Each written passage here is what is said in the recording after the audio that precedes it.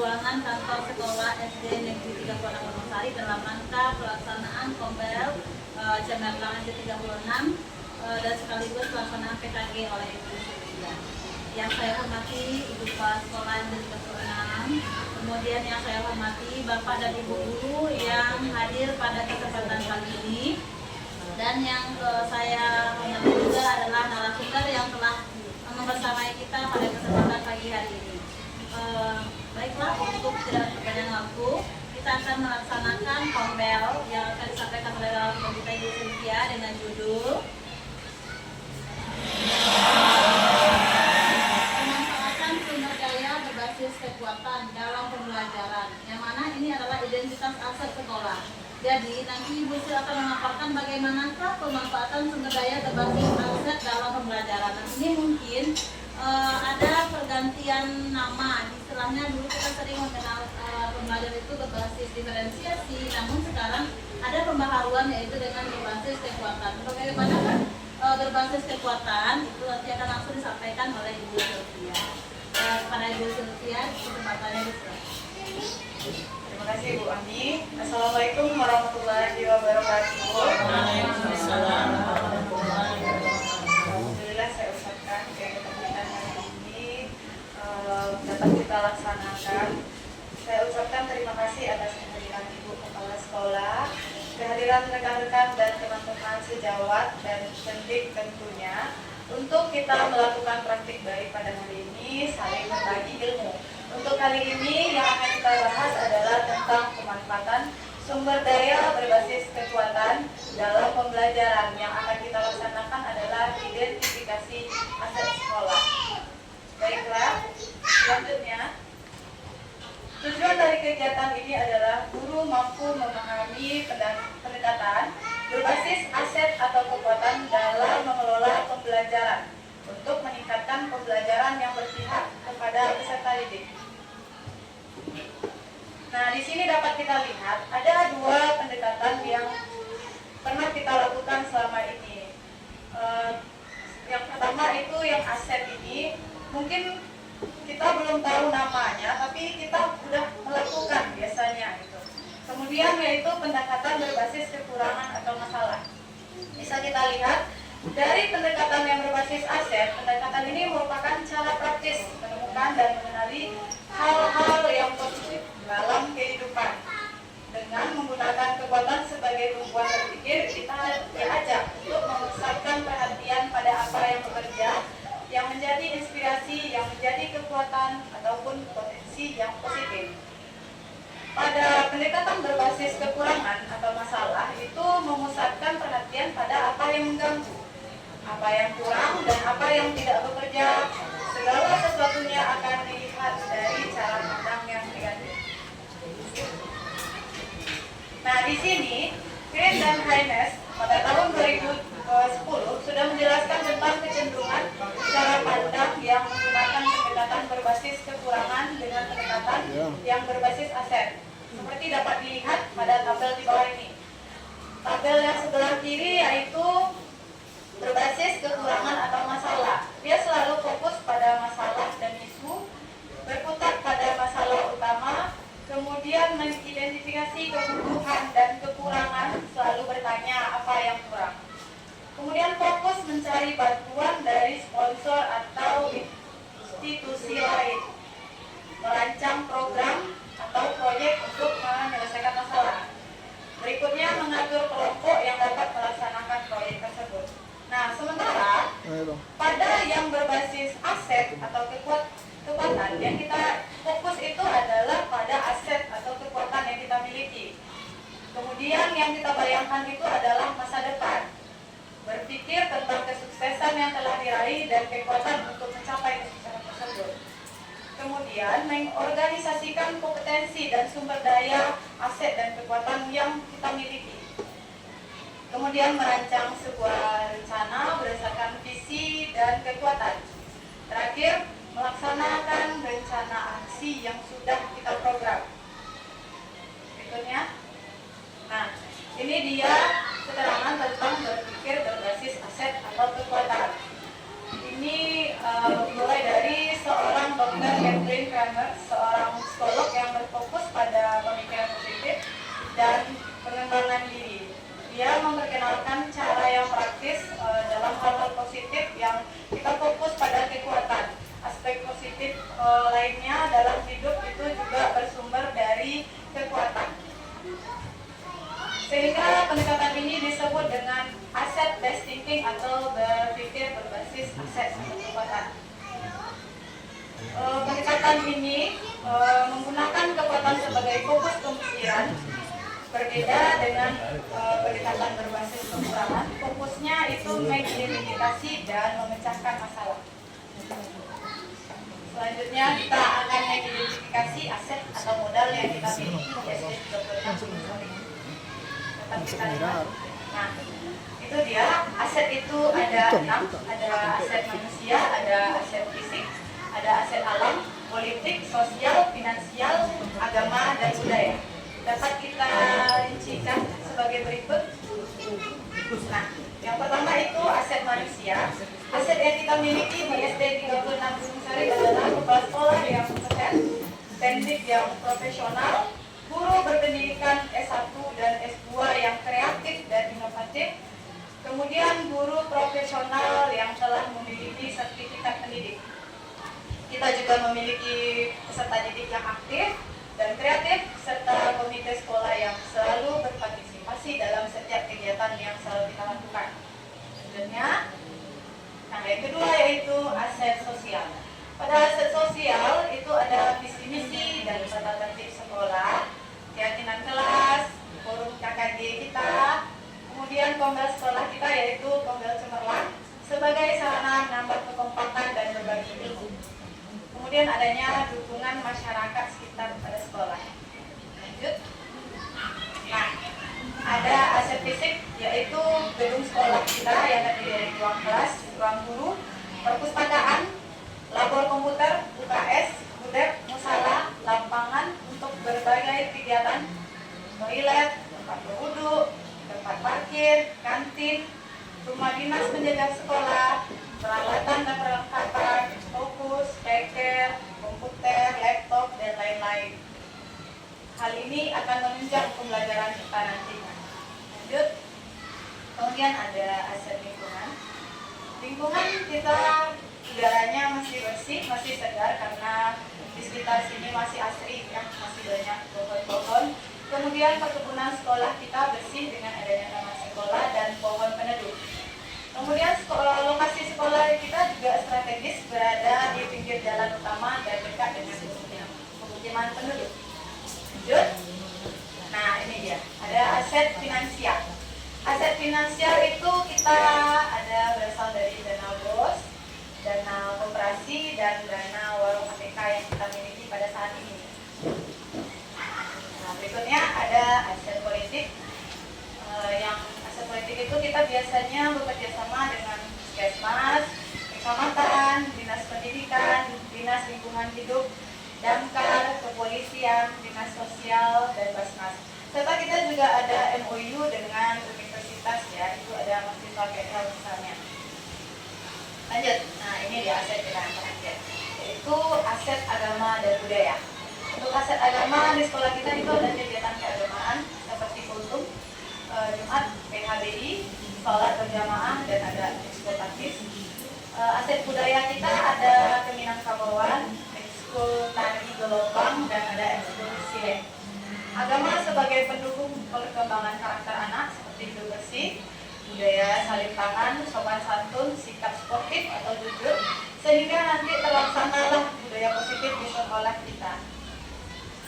Nah, kesimpulan kita pada hari ini adalah pendekatan berpikir atau berbasis aset kekuatan ini mendorong komunitas untuk memanfaatkan sumber daya yang dimiliki, membangun hubungan yang kuat antara sumber daya tersebut dengan tujuan menciptakan komunitas yang berkelanjutan dalam konteks pendidikan.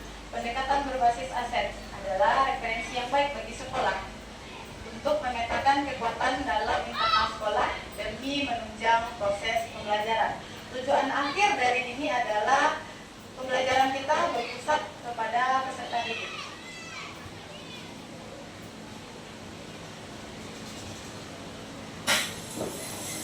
Terima kasih. Ini yang bisa kita paparkan pada hari ini. Kalau ada yang mau menanggapi, silakan. Saya kembalikan kepada moderator. Tepuk tangan untuk narasumber kita Bapak Ibu. Ya, menarik sekali yang disampaikan oleh Ibu narasumber kita. Jadi materi yang disampaikan Ibu narasumber kita yaitu tentang pemanfaatan sumber daya sekolah yang berbasis kekuatan atau aset yang ada di lingkungan sekolah kita yang nantinya akan membersamakan anak-anak untuk lebih menunjang pendidikannya untuk lebih baik. Dari sekian Bapak Ibu yang ada hari ini, sekiranya ada yang ingin menanyakan sesuatu terkait pembelajaran yang terbaru yang disampaikan oleh Ibu Sil, atau mau menambahkan atau mau memberikan saran, silahkan kepada Ibu Desnita. Ya, boleh. Terima kasih atas waktunya ini. Di sini mungkin saya akan memberi saran saja atau masukan sedikit mengenai kegiatan sebenarnya sebelumnya dengan saya. Kegiatan sholat dulu berjamaah. Kalau yang sebenarnya kita punya sekolah impian, di sini kita punya sekolah impian, punya murid impian. Kalau saya mengimpikan sekolah itu memiliki musola yang bisa melayani seluruh anak untuk sholat dulu berjamaah. Itu yang saya impikan. Jadi setiap masuk dulu, semua anak bisa ikut sholat berjamaah di dalam musola.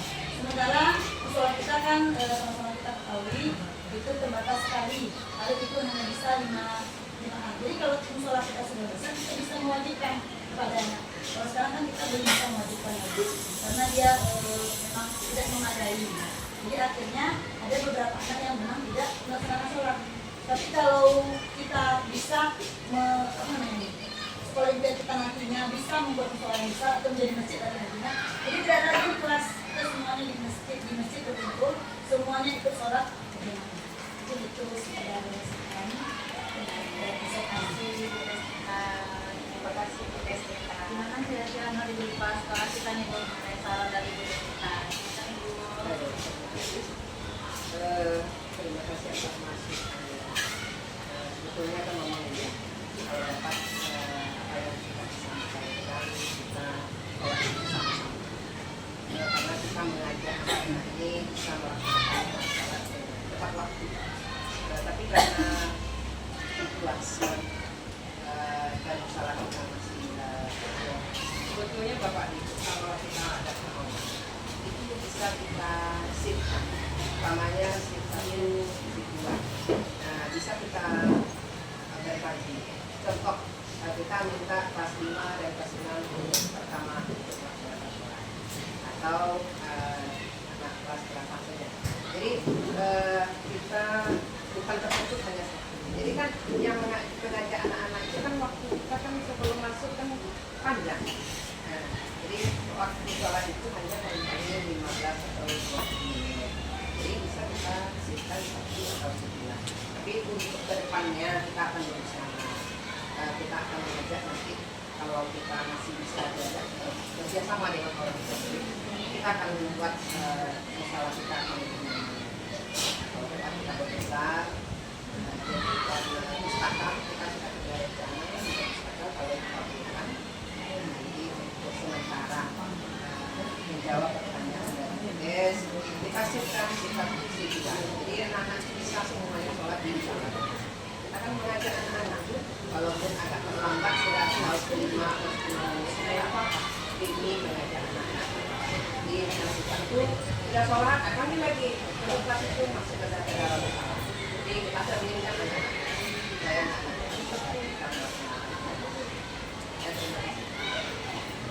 Terima kasih kepada Ibu Kepala Sekolah yang telah memberikan tambahan dan solusi atas saran yang diberikan.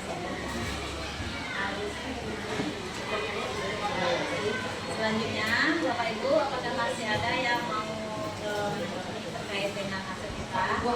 Ada satu Ya, saya mau dulu tadi berdasarkan tadi ya aset di bidang agama tadi rasanya yang sudah kita kerjakan ada yang kita bilang satu itu yang bisa contohnya Rebana tadi Ini masih bisa. Ya, tapi kalau bisa enggak lain apa itu? Jadi kalau ada yang siapkan uang pada saat ini. Ya kan, Baik, terima kasih Bu. Baik, ya. Ya kan, ditambahkan Karena ikut pembagiannya. saya sama kali jam 1 depan. Oke, terima kasih Bu A, Ibu Des. Selanjutnya ada yang mau ditambahkan, Kak Ade? Ya, Silakan Pak De. mengenai tadi itu ada beberapa macam aset sekolah ya di sini, termasuk juga dengan aset fisik sekolah. Kita sama-sama melihat ini bagian dari saran dan juga motivasi dari beberapa tahun kebelakangan ini mengenai aset yang itu terutama fisik sekolah. Kita di sekolah sudah beberapa kali memasukkan proposal yang namanya proposal. Ini sudah 3 kali. Ini juga bagian dari saran dan motivasi untuk kita semuanya. Mungkin tidak hanya kepala sekolah yang bergerak atau bagian dari orang asing yang bergerak, kita semua guru yang harus bergerak memotivasi supaya proposal yang kita jadikan kita masukkan ke dinas agar bisa di ACC, terutama untuk bagian fisik sekolah karena jumlah siswa kita yang sudah lebih dari 600 dan kapasitas kelas kita hanya 11. Itu terjadi pembagian shift, ada shift pagi dan shift siang. Sementara untuk lokasi kita sudah layak dan pantas untuk dilakukan bertingkat. Jadi harapannya mungkin bagian dari saran juga dan motivasi untuk kita semua, sama-sama kita mendorong untuk revitalisasi pembangunan sekolah ini dengan salah satunya upaya pemasukan proposal ke dinas. Jadi proposal yang dibuat ini dapat sokongan atau dapat dukungan dari semua warga sekolah dan bukan hanya dari pemegang aset dan kepala sekolah yang berjuang di dinas pendidikan, terutamanya bagian sarana dan prasarana, tetapi juga semua warga sekolah mengetahui dan terlibat atas pengusulan proposal ini. Oke Bu, terima kasih. Terima kasih Pak Ade. Mungkin kemarin itu ya kita masalah jadi kemarin kita sudah bicara juga dengan pengawas kita karena tanah kita ini masih tanah kita. Seharusnya tanah ini kita selesaikan terlebih dahulu. Saya sudah sampaikan kepada Sadi dan tolong sampaikan betul-betul tanah ini sudah ada sertifikat. Mungkin orang nggak mau membangun. Kenapa? Karena tanah kita ini masih hibah. Jadi kita berupaya besok di tahun ajaran kita sudah bersama-sama dengan Bapak Pengawas akan mengajak orang tua bagaimana caranya supaya tanah ini bisa terselesaikan dan supaya mengadakan rapat, kemudian kalau dapat secepatnya. Jadi kalau kita ada yang bagian aset itu yang bisa mengukur, kan dia mengukur lagi sekarang karena dia masih belum sampai. Nanti kita berupaya mencari nomor WA-nya kalau dapat kita hubungi atau kita datang ke agar tanah ini betul-betul menjadi kita. Karena itu kalau tanah hibah ini orang tak akan mau membangun. Ya itu masalah. Mungkin yang tidak bisa dikabulkan itu karena itu kemarin karena tanah kita masih belum statusnya belum selesai. Masih tanah hibah, jadi kita berupaya kalau dapat kita selesaikan lah bagaimana kalau dapat orang itu kita turut ke sana di mana kapan dia mau membuat tanah. Ini yang perlu kita selesaikan. Demikian saja Bapak Ibu. Mungkin ada Bapak Ibu yang berkenalan atau apa kita saling membantu ya. Kalau dapat kita pergi ke sana. Kapan dia mau mengukur tanah ini, kemudian tanah ini yang perlu kita selesaikan dulu. Kalau enggak mungkin dia membangun tanpa ada sertifikat tanah. Terima kasih banyak Bu atas tambahnya dan juga mudah-mudahan dengan adanya pemaparan dari Bu Isil dan tambahan dari guru-guru dan guru lainnya mungkin bisa diselesaikan terutama terkait dengan sertifikat sekolah kita. Itu yang pertama. Biasanya nanti kalau sudah ada sertifikat nanti untuk pembangunan sarana fisik lainnya mudah-mudahan akan berjalan lebih baik lagi. itu. Selanjutnya apakah masih ada apa Ibu tambahannya atau sarannya? Terima kasih banyak atas waktunya Bapak Ibu. Kali ini hari Jumat tanggal 6 Desember 2024, Kombel kita harus terlaksana dengan baik dan juga ya Bu. Nah, dan juga kesimpulan yang dapat kita ambil dalam kesempatan kali ini yang disampaikan oleh Ibu narasumber kita, yaitu tentang pemanfaatan sumber daya manusia berbasis kekuatan atau aset, yang mana kita semua harus bersinergi dalam menjalankan dan meningkatkan kualitas sekolah kita, baik itu guru, kepala sekolah, tenaga pendidikan, serta siswa kita yang ada di sekolah kita. Sekali lagi kita berikan aplaus untuk narasumber kita.